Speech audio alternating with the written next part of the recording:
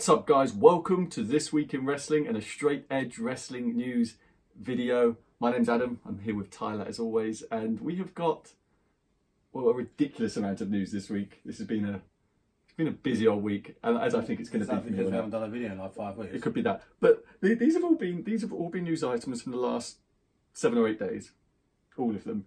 And I think we're going to have a lot of that in the foreseeable future. With AEW on the rise. So and Vince McMahon having a breakdown. And Vince McMahon having public breakdowns, yeah.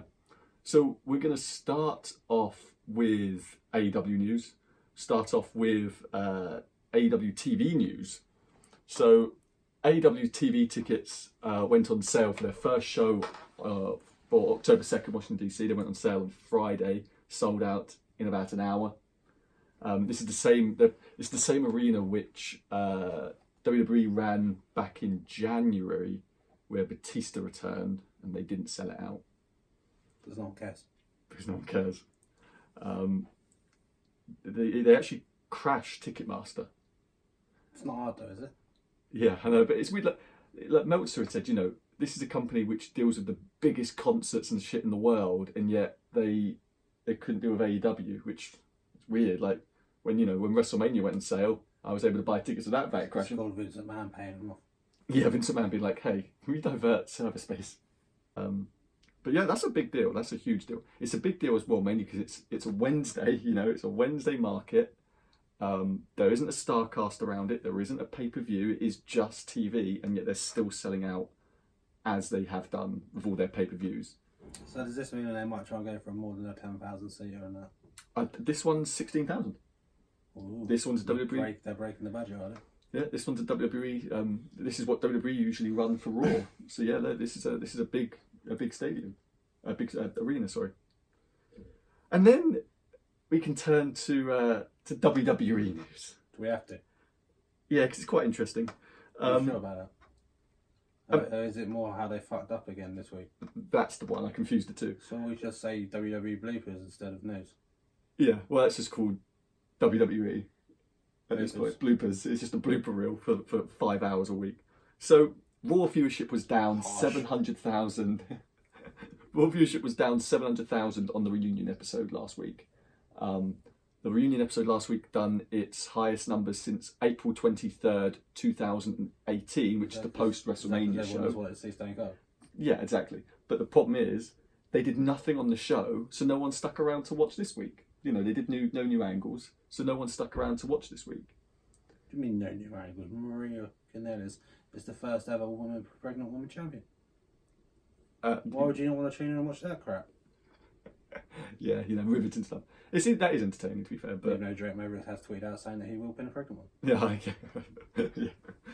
Yeah. That's interesting stuff. But it's like they did nothing to keep. They went over 3 million viewers for the first time this year. With that reunion episode last week. WWE gonna be on that for the next 10 and now they're back down to exactly where they were 2 weeks ago, like as if it never happened, because they didn't do anything with the reunion episode, and the reason they've done it is because they had their quarterly report 2 days after the reunion episode, and then that means they could go into the report and be like, hey, we had an awesome ratings this week, awesome show, awesome ratings. Yeah, but you also blew your budget. Yeah, pretty much. We then had SmackDown this week. So on SmackDown we had, what I've written down here is the Roman Reigns cluster. Because... Don't you start on Roman Reigns. It wasn't his fault. It partly was. It's all with Vince McMahon. It partly Roman was Reigns his is fault. amazing. You shut up. It partly was his fault, because it was like, he was so bad at acting in that segment. If that's what he's like in Hobbs and Shaw, then there's a damnation on that film. No, this is when they have a WWE person directing him. Yeah. He was so bad in that. No, it's not his fault. The entire angle is shite. The entire angle was crap, was poorly written. So for anyone who didn't see it, which I assume everyone saw it by now, a load of crates came tumbling down on him. It was a forklift driver, apparently. They done 7 camera cuts in like 5 seconds. Which is ridiculous. It's nauseating. And then a load of poor acting, loads of screaming running around. And then the next day they say it was because of a forklift driver that it happened, but we don't know the identity of the forklift driver. Despite the fact that there was no forklift that could be seen or I know heard. it wasn't Drew. Yeah, it wasn't Drew because he's said it on Twitter. Yeah, It was told to by WWE. it's so ridiculous. Like, you know, there was no forklift seen or heard. They're not silent. They don't fucking hover. You can get some silent ones because you can get some battery powered ones, but they're crap. Yeah, but I imagine that ain't what. They ain't thinking that far into it, you know. If next week on Raw, if this week on Raw they say the reason you couldn't hear it was because it was battery powered, I'll give you £1,000. I know someone's watching me. Yeah. That was awful. They're set up. The idea is they're setting up for Daniel Bryan versus Roman Reigns. So the assumption is Daniel Bryan is going to be the forklift driver. Well, of course, there's Barry and Eco. Yeah, that's a good point. Yeah, so he's probably going to be the forklift driver for whatever reason. Battery powered forklift driver. Battery powered forklift driver to save the planet. So there you go. I've told you the whole story. It's all good now. That's it. That's the crux of the story, was that he just wanted to hit him with an electric car.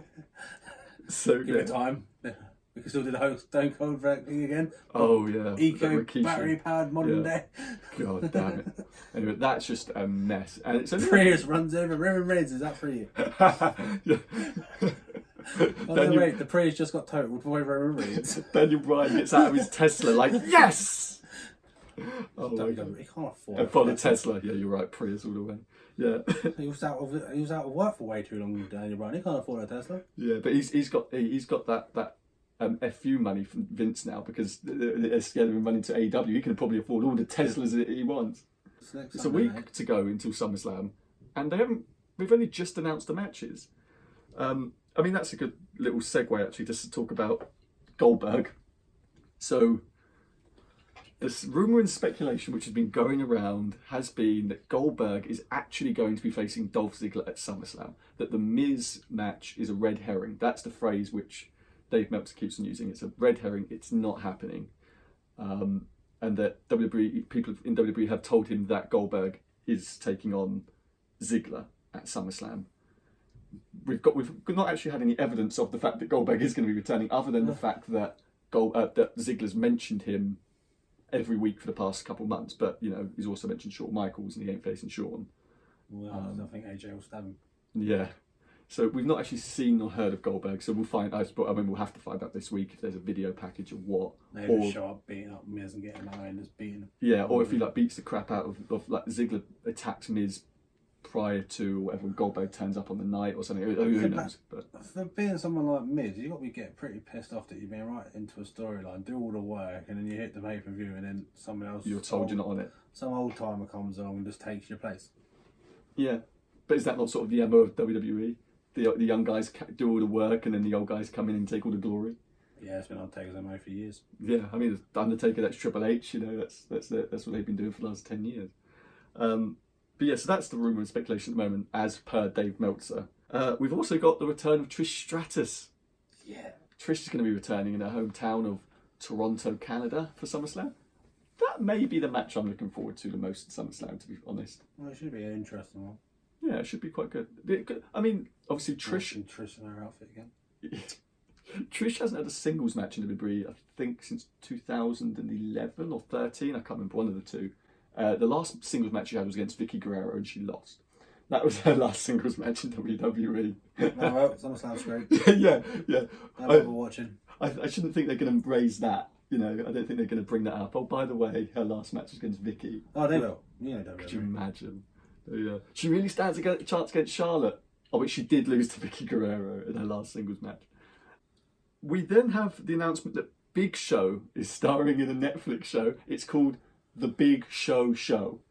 Do we actually know any more details about what it's going to be about? So all I've seen in a press release from Netflix is that it's a situational family comedy about a daughter coming home from college or going away to college, something like that. I can't remember really what it was. But going to be knocking out boys every show. Yeah, so it's some sort of situational comedy about a dysfunctional family. I don't know. It should be quite funny. I reckon it'll be cancelled after one series. Don't tell me Big Show dresses up as a little girl.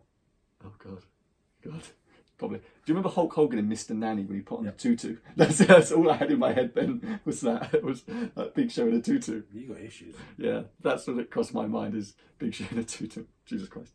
Yeah, that's something for my therapist. That's yeah. So we then have the WWE's Q2 financial reports came out this week, and they're not as illuminating as the Q1 reports were, where they had a 60 million loss, etc., etc. But it's still not great.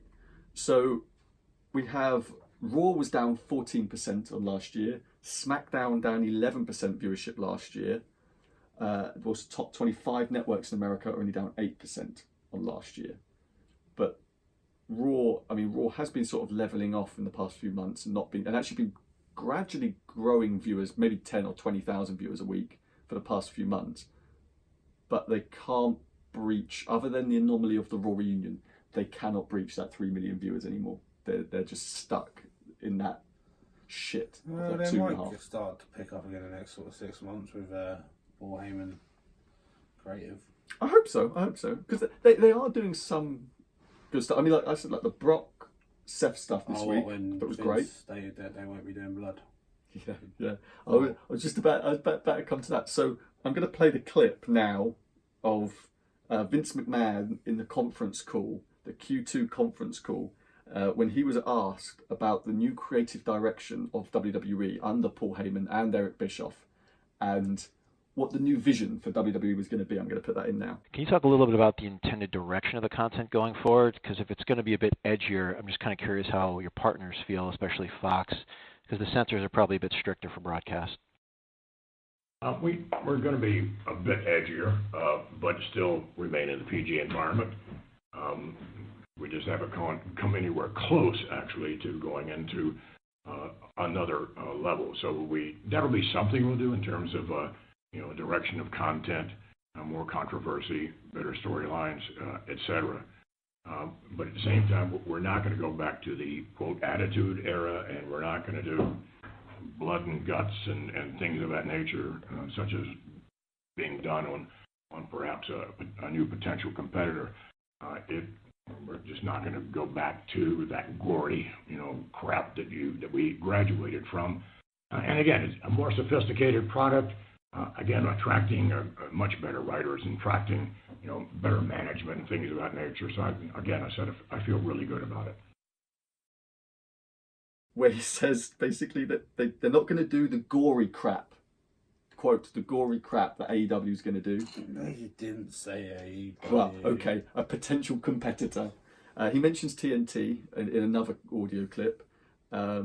He says that they're not going to do blood and guts.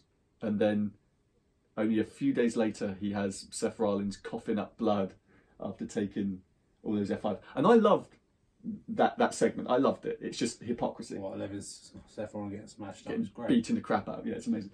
I thought it was great. The next thing on that is Brock Lesnar getting the crap kicked out of him. But that's that's weird. That's the Brock which we needed. I've always hated that they've done it for so long. Brock coming down. Earlier on, you told Brock Lesnar be a woman beater. Earlier on, you were telling me, but hey, I could be liable for that.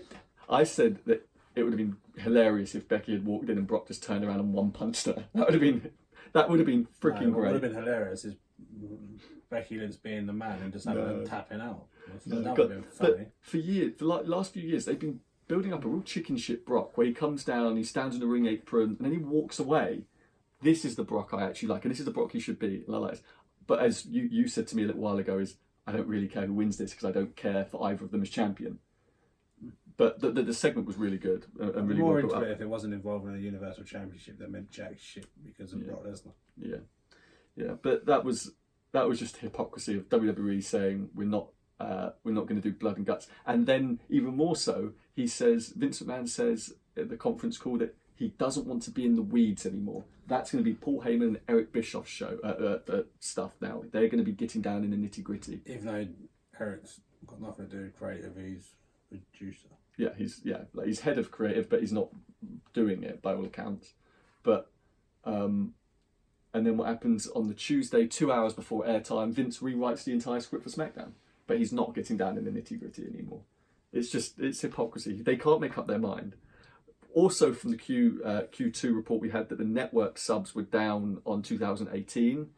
They were down at Mania 35 as compared to 34 as well. Wonder as you were in WWE. There we go. That's all stays there. Yeah, that's it. All on Ronda.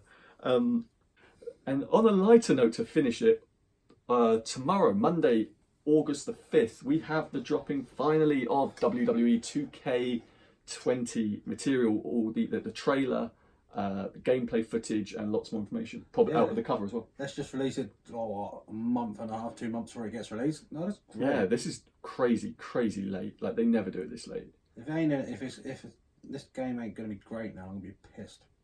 Yeah, the trailer. I mean, the trailer. Obviously, that's not the game, but the trailer is supposed to be huge. They've got Austin and Hogan and Flair and all these legends and current superstars involved. So basically, once again, they've blown their budget on saying it's gonna be crap. Yep, and they apparently they've got Sasha in it as well because they flew her in. And I bet she's been cut. That wouldn't surprise me. But it was reported when they were filming it all those weeks ago. It was reported that she was part of it. Bet she's been cut. Probably. But yeah, so that's all being released tomorrow, and we'll have all of that. I'm gonna watch the release and stuff. I think they're doing a live stream and stuff for it all when it gets dropped tomorrow. So I'm gonna try and watch that. I have no idea what time. They've not said yet, but I'm assuming it'll be probably around noon Eastern their time. That tends to be the time they do all that sort of stuff. But yeah, I'm gonna follow that. Or it wouldn't actually surprise me if they do it. If they drop the cover during Raw, because they normally do that, don't they? They normally drop the cover on Raw and then the trailer immediately after. So they might do that. Yeah, but they don't normally do it in August. That's a good point as well. Normally they release the cover. By this point, we're being told about the limited edition part. Yeah. Well, yeah, because they've not even. I mean, you'll know this one. But I don't think they haven't got a pre-order up yet, have they? For it? No, there's nothing on there right now. Yeah, which is weird because normally they've got their pre-orders ready. I think if you go on certain computer websites, they may have everything up about 2K, WWE 2K. Right. But there's no real detail about it because no one knows jack No one knows anything. It's so bizarre because normally when E3's going on, even though WWE doesn't have a presence really at E3, they normally try and coincide. They do. He's black with an afro. Yeah, but they don't have a panel at E3.